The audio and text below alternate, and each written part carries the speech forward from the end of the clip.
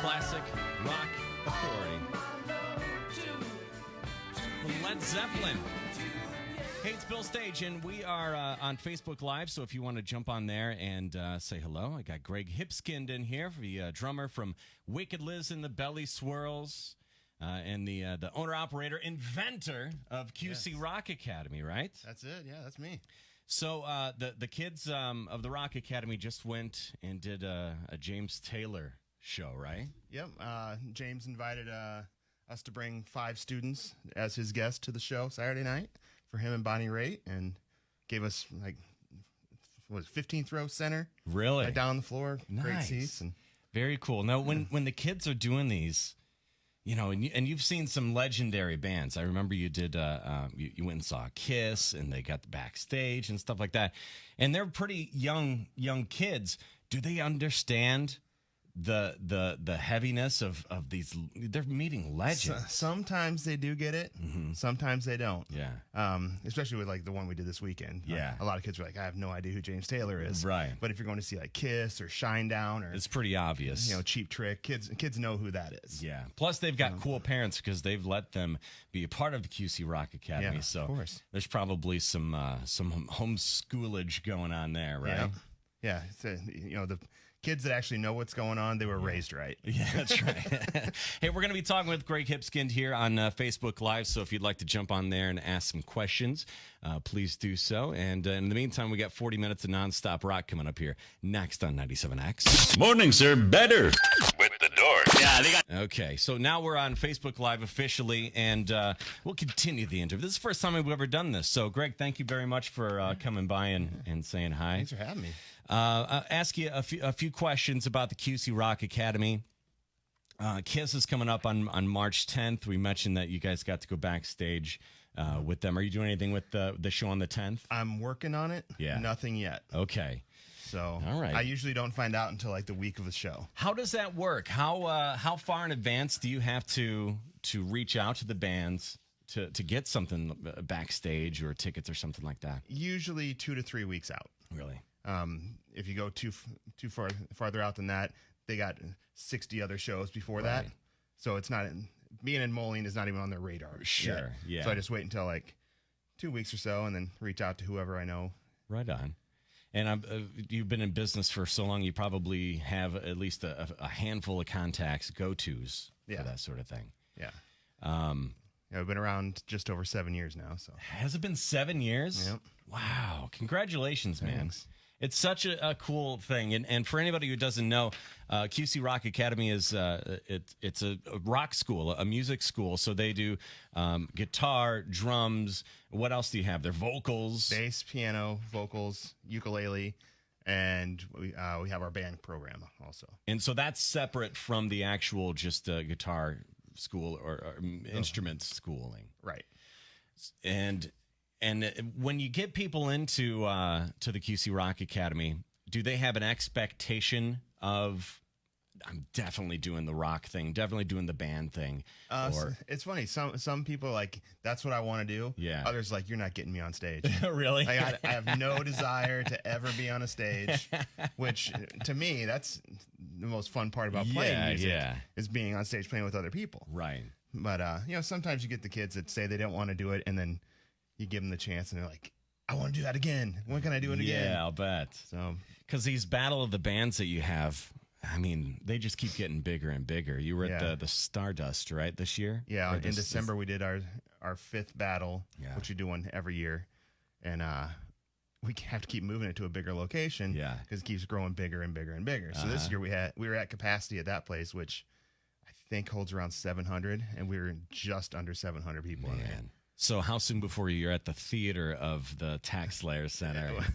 People keep throwing that at me. I'm like, you know, if we could sell it, I would do it. Yeah, for sure. It's just that I love it when you fit 700 people into a smaller place. It feels like a big event. Oh, yeah. But if you put 700 people into, say, the Adler, it would look empty. Yeah.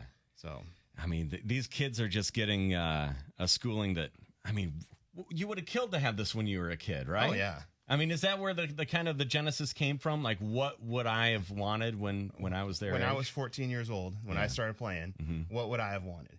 And that's exactly what I went with. Yeah, that's great. And we've been fortunate to grow it. Now currently we have like 375 kids a week coming through. Wow. So that's great, man. It's rocking. Very cool. Any big plans for this year? You mentioned the Battle of the Bands. That'll be later on in the year, usually. We always put that with our anniversary party, which is in December. Coming up St. Patrick's Day weekend, a bunch of our bands are playing downtown. Yeah. At the big festival down at the Freight House. Very nice. And so we constantly have stuff going on. Yeah. It's hard to keep track, actually. I need a personal secretary. Yeah. So if anybody's looking for a job, hit up Greg Hipskind. Speaking of bands that are going to be playing down there, Wicked Liz and the Bellyswirls, I would imagine they're going to be playing at the... Actually, we're not this year. No? We're really? Not this year. Celebrating 20 years, and you guys have decided... We're celebrating at 20 this summer. Okay. Liz is on the disabled list right now. Oh, that's right. Right. So we're off for a couple months. That's right. So, but I did see... Are you still playing with Caldine? Yes. That's an interesting project for cousin, you. Right? My cousin Cal. He's doing a Jason Aldean tribute, and he's a great country vocalist, Cal. Yeah. How did you get involved with that project? You don't strike me as a country guy generally. It was funny. It was right after New Year's Eve. He had posted something out on Facebook like, "Hey, I'm, needing a drummer." Mm-hmm. And I knew like we were going to be off for quite a while with the Liz thing. Yeah. So I was like, "Yeah, what's it entail?" Yeah. And he started like, "Hey, our first gig's in like 3 weeks up at Joe's Live in Chicago, which is the coolest club, like anywhere in the Midwest. Like it's like 2,000 people at this club." And I'm like, "All right, I'll do it." And he was talking. He did the House of Blues, like in the last few months. Mm-hmm. I was like, "That's the kind of gigs I want." Yeah, exactly. And turning it up a notch. Yeah, and they're fairly short sets. It's like 45 to 90-minute sets. Right. Like, well, that's I'll cool. do that. Yeah. Are you guys playing around here? Any places around here? Caldine is playing the St. Patrick's Day thing. Perfect. I thought I had seen that. So that'll be down at you said that's the Freight House. That's the Kelly's Freight House St. Patrick's Day experience. That's not the title. That's not the official title. The Kelly's St. Patrick's Day Festival at the Freight House Front Street Brewery tap room at the Freight House. It just rolls off the tongue. Down. Yes. Okay, so let's talk about Wicked Liz and the Bellyswirls. 20 years celebrating it this summer. Yep. Man, how do you have any advice for some of the kids in the Rock Academy? How do you keep a band together for 20 years? And it's all the original guys, all the original people. Yeah, it's the same 4 people that started it. Yeah. I think we're too dumb to quit at this point. Yeah. But it's truly we've actually like grown into like a family. Yeah. And we still really enjoy being around each other and still enjoy playing. And just like anybody though, you have your little arguments, your disagreements, but you fight through it. And because it's if you're in a band, it really just stinks to start over from scratch and try to build it all up again. Right. When you've been doing it for this long. I don't want to teach another bassist how to play these songs again. Extra rehearsals to teach them all how to play it. And you're like, Do you guys even rehearse anymore when you're playing? I mean, you don't play very often, but do you do a quick once over before you get out? Or throughout the summer we play quite a bit, mm-hmm. and so we'll have like a rehearsal too if we're gonna like throw in some new songs into the mix. Right. But other than that, it's just like we know it. We're good. Yeah. Do you have a favorite album? You guys 3 albums, 4 albums? We have 4. Now. Yeah. Do you have a favorite of the 4? I would say there's songs off each one that I still really enjoy. Yeah. Our third one, Hulathon, that we did, I think that was in 2005 or 6. Yeah. That was probably our biggest project. Mm-hmm. You did that at Catamount, didn't you? Yep. Yeah. Yeah. Our last 2 ones we did at Catamount and Cedar Falls. Gotcha. Any plans to get back? Is Liz in songwriting mode now that she's laid up with her wicked hip? I hope so. Liz, if you're watching, we need new songs. We need new Wicked Liz and the Bellyswirls to celebrate that 20th. So that'll be nice to get you guys out this summer. It's always, I mean, it's just kind of everything's right with the world when Wicked Liz and the Bellyswirls is around. And we get Bill Stage on stage with us. Of course. I mean, that's. I thought we were assuming that was the case. But yeah, it's like I'm so busy, like between the band and the studio, and teaching our bands are playing every weekend. Yeah, they're already booking solid. Is that right? Because some of our bands have been together for a while, book their own gigs now. Gotcha. Are you the booking agent for the other ones? How does that work? No. No, you just let them loose. Like I will book Rock Academy shows that they play at, but there's a couple of bands they just book their own stuff because that's awesome. Like we've done things where we teach them how to play as a band, how to perform on stage as a band, how to go play a gig, how to set up your gig, how to tear down your gig, how to be a good bandmate, and then like if they've been together a while, we're like, okay, now if you want to take this to the next level. We actually work with Kenny at Rascals. Gotcha. And he's come to the studio and he's like, okay, you want to get into clubs and start booking your own stuff? Here's what you need to do. Perfect. I never had any of that stuff. Could he write me some notes on that one? Can I tell you?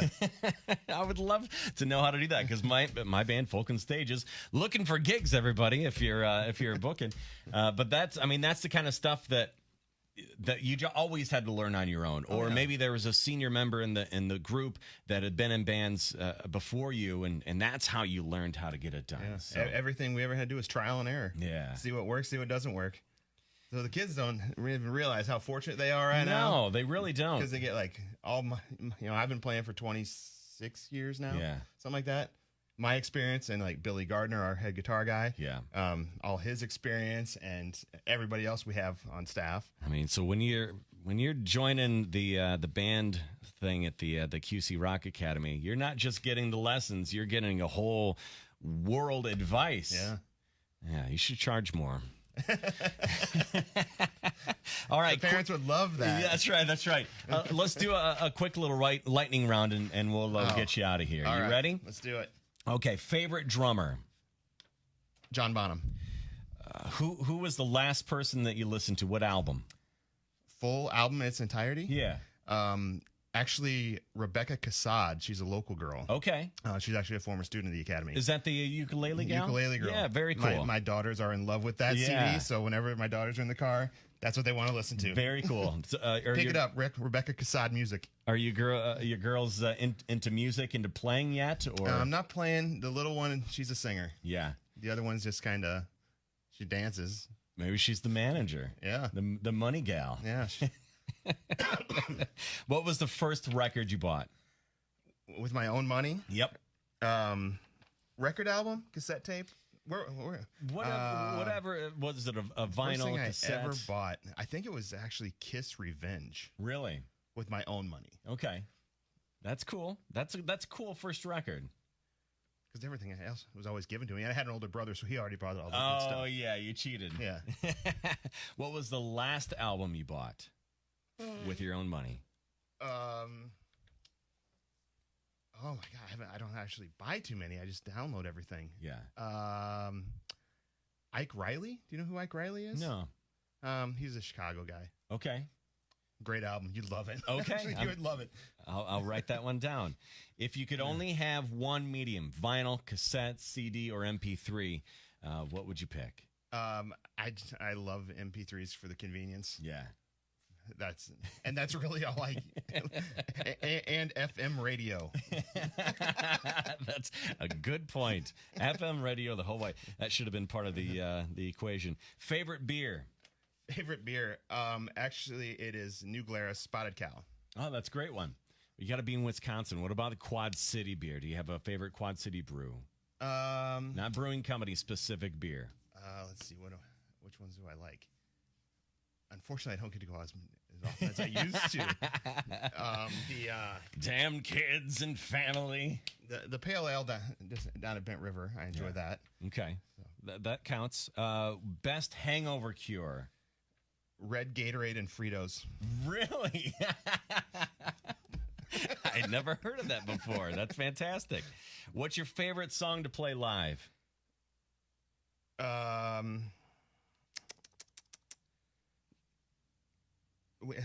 For the Wicked Liz deal, I would say it's a song called Go Girl. It's on our most recent album. Okay. Favorite album ever? Sgt. Pepper. Last question. Favorite Quad City band that is not currently playing? I know I put you on the spot. Oh, that's a good question. Man. Actually, I talked about them a lot. I just a couple weeks ago. Gross Motor. Oh, yes. Do you remember Gross Motor I love from like Gross the 90s? Motor. Yep. I was at Rascals the other night, and Joe Vianney and Paul were playing with Shorthorn. Yes, that's a great band like, as well. I forgot how much I missed watching Joe Vianney play. Yeah, of course. Man, that guy's entertaining. Very cool. Greg, thank you very much for coming by. Awesome, yeah. This was a little Facebook Live thing we put together, and you were my guinea pig for it. I don't know if it's anything we'll ever do again, but with this experience, I think we should do more of them. Yes. So I see that we got a bunch of comments coming up here that we can't read right now. But maybe we'll jump in the comments and say hi to you. Thanks for watching, everybody. We really appreciate it. Thanks. And until next time, go up to the QC Rock Academy and check them out up there. They're up there in the right up next to Chuck E. Cheese. What's that shopping center called? The Old Town Mall. The Old Town Mall in Davenport. What's a good way to get a hold of you? Websites, qcrockacademy.com, or you can call 563-386-3044. Google it, Facebook it. Or on all the social medias, QC Rock Academy. Thanks for watching, everybody. All right, see ya. Now, how do I turn the damn thing off is the question. End. Finish. Finish him.